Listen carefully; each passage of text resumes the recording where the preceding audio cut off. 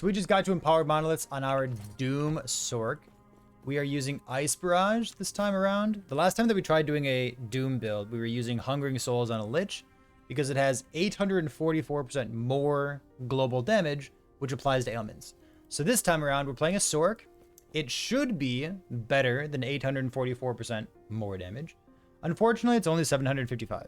So big sad, but I think the skill tree on Ice Barrage is bugged. I'll see if I can post a bug report or maybe something on the Last Epoch forums to see if that's actually the case, because the build should be doing more damage than our Lich from before. But in any case, it's still been a lot of fun. So we're going to do a quick rundown of the character. Hopefully we can go through this nice and fast. So we are a mage, ascended to be a Sork. Not ascended, using the Sork mastery. So there's very, very little going on in any of our mastery points that actually helps us. But I think the one thing that I want to call that as soon as possible is normally when you're leveling, you might use Glacier and you might use Gambler's Fallacy. And you probably use this node called Preparation in order to get like big damage as soon as possible, right? So you kind of line up the crit from Gambler Fallacy Amulet, you line up Preparation, and you kind of just like one-shot your way through the campaign. It's a really good leveling strategy. So somebody in Twitch chat pointed this out to us. The text on this, it actually gives global, or not global, but it gives a generic increase in damage. It doesn't give spell damage, which means, believe it or not, we actually have something in our mastery that scales our damage here. So it says every 3 seconds, your next elemental spell deals increased damage. It doesn't deal increased elemental damage, it deals increased damage. And that increase in damage applies, or rather is inherited by our ailment, which is Doom. So that's pretty sick. So let's walk through the skills real quick. I can show you what's going on. We're using Mana Strike and we're using Focus to solve our mana problems because we have kind of a lot of mana problems. In any case, the build's been like super fast to play and it off-screens a lot of content. When it comes to arenas or when it comes to like small enclosed areas like fighting Shade of Robus or maybe fighting some boss, it doesn't really shine there. But where it does shine is like walking through the echoes and just like off-screening a whole bunch of monsters. So that part of the build feels very, very good. Let's walk about the skills and then the gear and then maybe the masteries after that. So Ice Barrage itself, remember we're using Doom. Doom is an ailment. The base damage on it is 400, which is significantly more than like poison, bleed, ignite, anything like that. It deals void damage over time. It has some stuff with melee. Enemies take increased melee damage, but we don't talk about that here. But what it does do is it stacks only 4 times. So we don't care too much about attack speed or cast speed. We just want to have big chunky hits. So ailments in Path of Exile. So ailments in Last Epoch inherit the generic more damage multipliers from your skill. So there's not too many good instances of this, but there's a couple. Hungering Souls on Lich was a really good one. Now Ice Barrage has a couple more damage multipliers as well. We don't want anything that says critical strike chance, critical strike multiplier. We don't want anything that says more hit damage. That does not apply to our build because we're only using Doom because of the itemization for this build. So we can use things like Biting Cold. This is 16% more damage. Then we come all the way up to Frozen Ballista, which is 100% more damage. Let's see, what else do we have? We have firing 5 shards in a row and some Pierce, a little bit of usability. We also have faster rate of fire, some more damage over here with Cryogenesis. And then this last node over here is Ice Spire. Gives us increased fire rate. It looks like it reduces our movement speed, and I'll show you what this looks like real quick. Take a look at the bottom, I guess like the left middle corner of my screen here. You'll see that there's a debuff right when I right click, and it'll show you like for the duration of time that I'm slowed. So here's like my normal movement speed. I'll click this, and just for maybe half a second, I'm slowed by 30%, and it's almost not noticeable.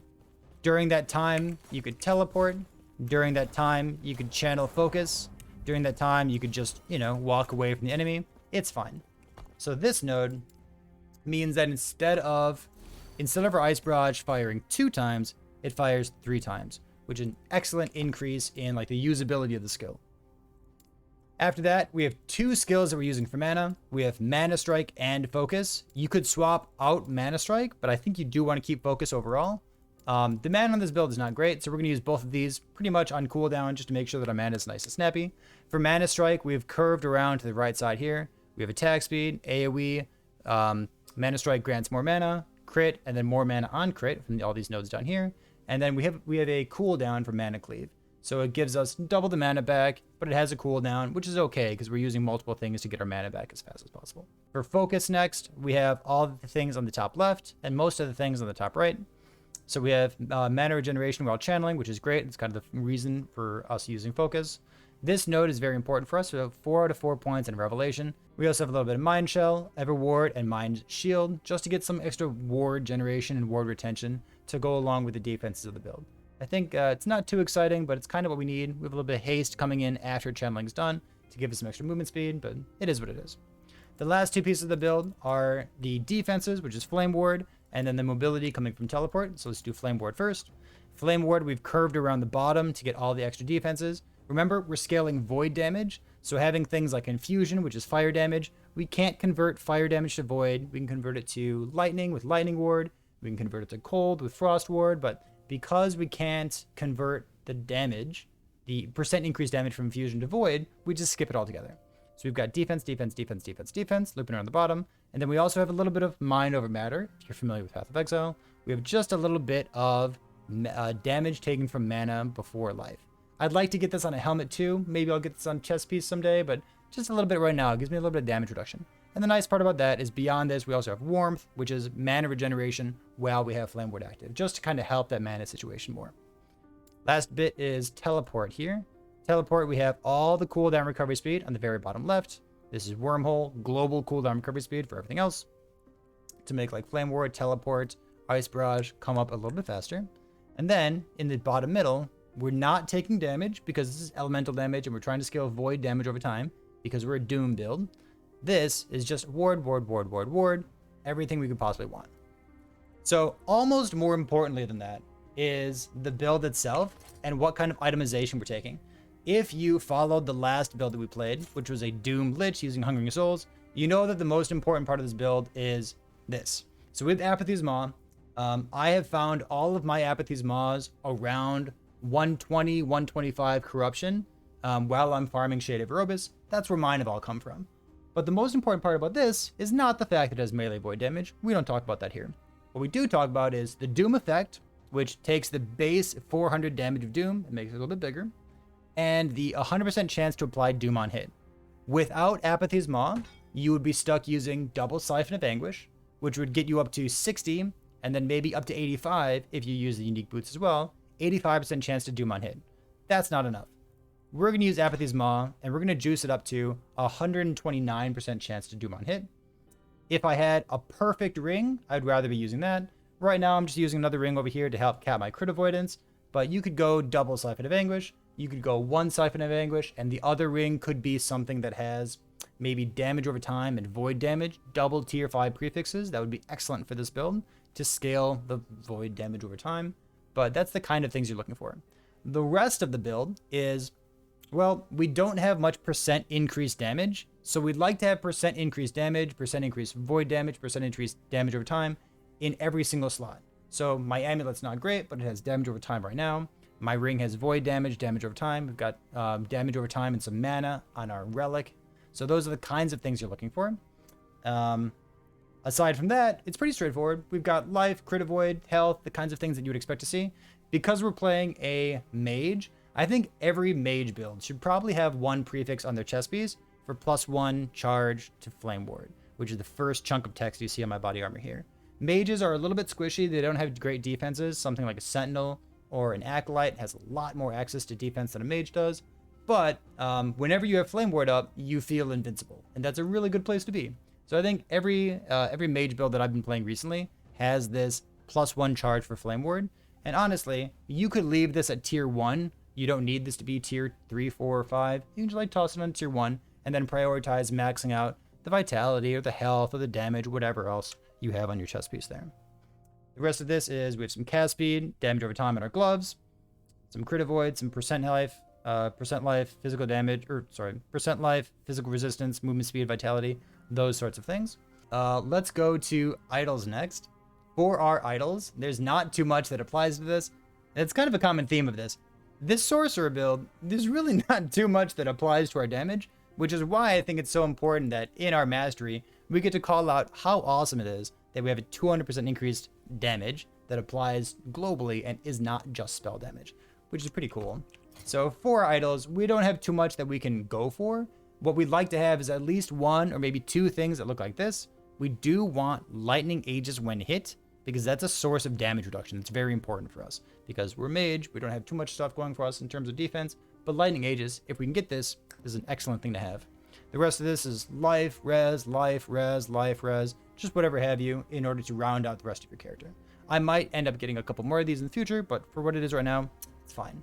Let's talk about the masteries real quick.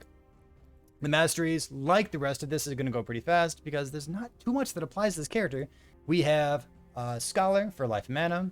We have Intelligence, fire res stuff. Remember, Intelligence does scale Ice Barrage, and when it scales Ice Barrage, that scaling is inherited by the Doom damage. So scaling Intelligence is a good way for us to scale our damage. We have Int here, a little bit of cast speed, rounding this out as well. You could also spec into Reactive Ward or Warden, and these will probably be points that I pick up later on as I, lose other things I can spec into. But just 1 point into Reactive Ward and a couple into Warden for increased ward retention. This would be a good use of your time. We have a couple things here. Of interest to us is anything that says like mana regeneration. The spell damage doesn't help us, but the mana regen does help us. We have 10 points into intelligence and mana. We have some arcane momentum to give us some extra cast speed, help the build feel nice and snappy. Beyond that, we have whirling snow. This is chance to chill attackers when hit, and we have global chill chance that applies to all of our skills as well. We have arcane avalanche. We use this to bridge the gap to move from the left to the right side of our masteries. We need like 1 or 2 points in here. Points that do actually help us are vitality. Vitality is quite good. Remember, every 1 point of vitality gives us 10 health, which is fine, I suppose. Then we have arcane insight, which is intelligence and chance to get insight on hit. We have 10 out of 10 points in this. Remember, intelligence is one of our relevant damage stats, so we're happy enough to have this here. We have intelligence to ward whenever we use a potion. Sorry, we're gaining that much ward based on how much intelligence we have here. And then probably the best reason to be a Sork for any of these builds is increased global cooldown recovery speed. So 4 out of 4, 20% cooldown recovery speed. It makes flame ward come up faster, and when your flame ward is up, that's when your build feels the tankiest. So this is an excellent thing to have in any kind of build. Last down here is just a couple points that I'm using to round out my elemental resistances, because I guess I could respec out of these, but I was using them earlier on. This is elemental resistance.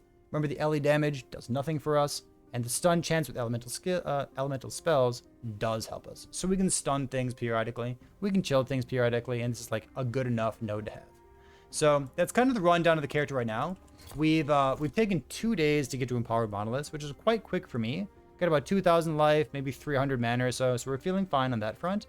The build feels extremely good for clearing echoes, which is just the biggest joke in my mind. Why do these builds always end up feeling so good? I don't know. Seeing a mage walk around with a big two-handed axe, scaling void damage over time, isn't the kind of thing that you would expect to see when you tune in to watch somebody play some Last Epoch. But I don't know, it's working. We have enough ways to scale more damage. We have access to, Apathy's Maw, which gives us 100% chance to Doom on hit, which is just great. And damn, it feels really good. Let's talk about one more thing before we wrap it up. We have, 755% more damage, which is unfortunately less than my last Doom build that I played.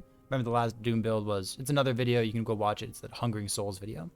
So here, in Ice Barrage, we currently spec'd into Wintry Blast for extra projectiles, and then we have 5 points spec'd into Pierce as well.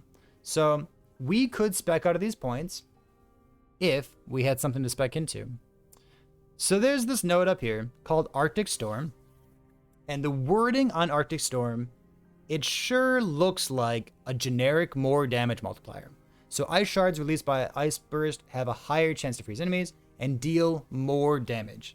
It doesn't say deal more hit damage. It doesn't say deal more crit damage. It says deal more damage. And this is the kind of wording that means that something should apply to an ailment. So this should be inherited by poison, bleed, ignite, doom, right? So we could take this node and go 1, 2, 3, 4, 5, 6, 7. So we could spec 7 points into this part of the tree and kind of trim some nodes in other places in order to pick this up.